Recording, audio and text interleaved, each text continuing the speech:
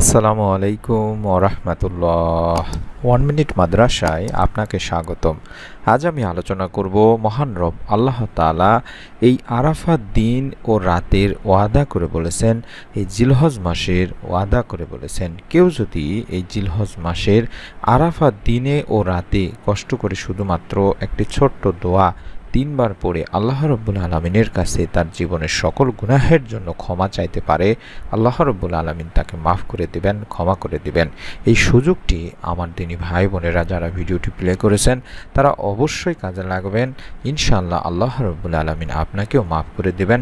কঠিন কিয়ামতের দিন মুসিবতের সময় এর ফল আপনি পাবেন। মনোযোগ দিয়ে ভিডিওটি তাই সম্পূর্ণ দেখার অনুরোধ করছি। জিলহজ মাসের 9 তারিখ পবিত্র আরাফাতের দিন।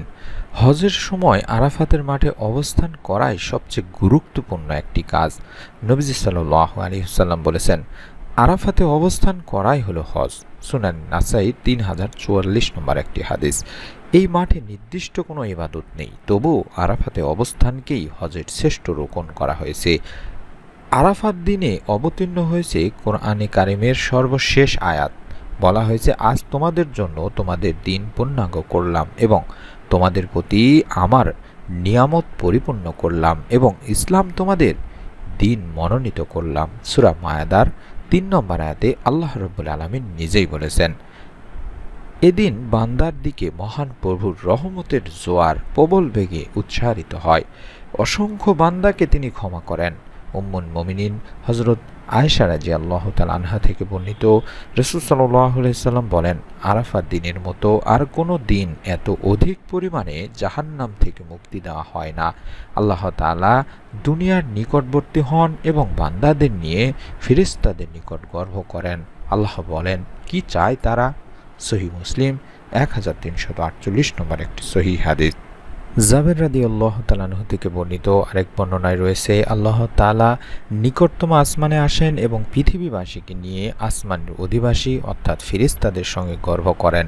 বলেন, দেখো আমার বান্দারা উস্কো খুস্কো চুলে ধুলোমলিন বদনে রোদে পুড়ে দূর দূরান্ত থেকে এখানে সমবেত হয়েছে। তারা আমার রহমতের প্রত্যাশী, অথচ তারা আমার আযাব দেখেনি। ফলে আরাফাত দিনের মতো আর কোনো দিন এত অধিক পরিমাণে জাহান্নাম থেকে মুক্তি দেওয়া হয় না। সহিহ ইবনে হিব্বানের 3853 নম্বর একটি হাদিসেও এ কথাই বলা হয়েছে। দিনী ভাই বোনেরা, অন্য একটি হাদিসে আছে, জিলহজ মাসের প্রথম 10 দিনের প্রতিদিন 1000 দিনের সমতুল্য বা আর আরাফার দিনটি 10,000 দিনের সমান মর্যাদাপূর্ণ। সুবহানাল্লাহ। আল্লাহ রাসূল সাল্লাল্লাহু আলাইহি সাল্লাম আরও বলেন, আরাফাত দিনটি সব দিবস বা সব দিনের মধ্যে শ্রেষ্ঠ। আল্লাহ তাআলা পবিত্র কোরআনে এই দিনের কসম বা ওয়াদা খেয়েছেন। সুবহানাল্লাহ, সুবহানাল্লাহ, সুবহানাল্লাহ। আরাফাত দিনের দোয়ার বিশেষ গুরুত্বের কথা বর্ণিত হয়েছে হাদিসেও। রাসূলুল্লাহ সাল্লাল্লাহু আলাইহি সাল্লাম বলেছেন, আরাফাত দিনের দোয়াই শ্রেষ্ঠ দোয়া। দোয়া জিকির হিসাবে সর্বোত্তম হলো এই দোয়া যা আমি এবং আমার পূর্ববর্তী নবীগণও করেছেন, আর সেই দোয়াটি আমরা বেশি বেশি করব। পাশাপাশি গুনাহ মাফের জন্য আল্লাহ তাআলার কাছে আরেকটি দোয়া, আমি ছোট্ট একটি দোয়াও শিখিয়ে দেব ইনশাআল্লাহ। তবে আরাফাত দিন এবং রাত, সারা দিনে রাতে আপনারা এই দোয়াটি বেশি বেশি পড়বেন দিনী ভাই বোনেরা। দোয়াটি হচ্ছে, লা ইলাহা ইল্লাল্লাহু ওয়াহদাহু লা শারীকা লাহু লাহুল মুলকু ওয়া লাহুল হামদু ওয়া হুয়া আলা কুল্লি শাইইন কাদির। এটি আপনারা বেশি বেশি পড়বেন। এর অর্থ হচ্ছে, আল্লাহ ছাড়া কোনো উপাস্য নেই, তিনি একক, তার কোনো শরীক নেই, রাজত্ব একমাত্র তারই, সমস্ত প্রশংসা একমাত্র তারই জন্য, আর তিনি সকল বিষয়ের উপর ক্ষমতাবান। জামে তিরমিজি 3585, সোয়াবুল ইমান এবং বাইহাকি 3778 নম্বর একটি হাদিসে কথাটি বলা হয়েছে।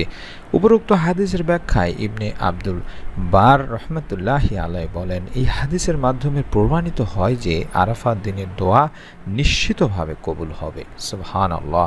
আর সর্বোত্তম জিকিরই হলো লা ইলাহা ইল্লাল্লাহ। এটি ইবনে আব্দুল বার তাহমিদে রয়েছে। ইমাম খাত্তাবী রহমতুল্লাহ আলাইহি বলেন, এই হাদিস থেকে প্রতীয়মান হয় যে দোয়া করার সঙ্গে সঙ্গে আল্লাহ তাআলার প্রশংসা ও তার মহত্বের ঘোষণা করা উচিত। সুবহানাল্লাহ, সুবহানাল্লাহ, যেটি আমি আমার দিনী ভাই বোনদেরকে সবসময় বলে থাকি।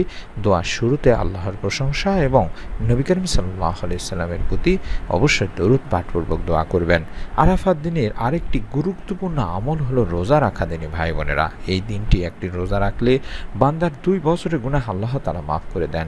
আল্লাহ রাসূল সাল্লাল্লাহু আলাইহি সাল্লাম বলেন, আরাফাত দিনের অর্থাৎ 9 জিলহজের রোজার বিষয়ে আমি আল্লাহ তাআলার কাছে প্রত্যাশা রাখি বা আশা করি যে তিনি আগের 1 বছরে এবং পরের 1 বছরের গুনাহ ক্ষমা করে দেবেন।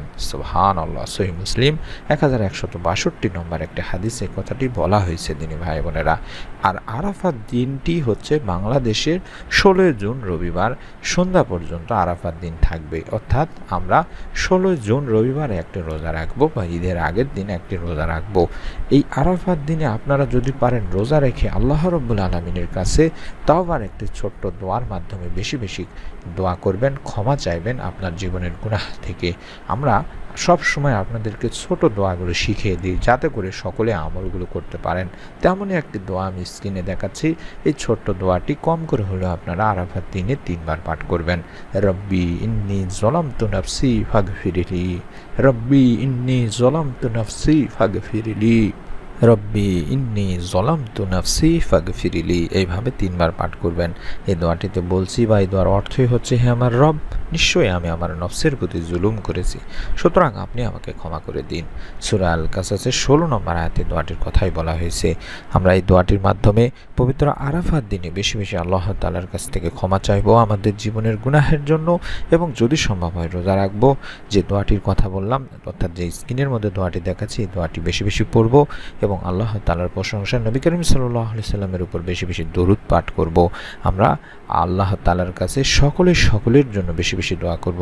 আমাদের আত্মীয় স্বজন যারা কবরে আছেন তাদের জন্য দোয়া করব, আমরা যাতে দুনিয়া থেকে আল্লাহ তাআলার কাছ থেকে সমস্ত পাপ মাফ করে নিয়ে নিষ্পাপ হয়ে কবরে যেতে পারি। আল্লাহ রাব্বুল আলামিন যাতে আমাদের সকলকে বিনা হিসাবে জান্নাত দান করেন, তার জন্য এই পবিত্র আরাফাত দিনে বেশি বেশি দোয়া করব। আল্লাহ তাআলা আমাদের সকলকে আমলটি করার মাধ্যমে আমাদের জীবনের সমস্ত গুনাহ মাফ করুন, আমাদেরকে জান্নাতুল ফেরদাউস দান করুন, আমিন।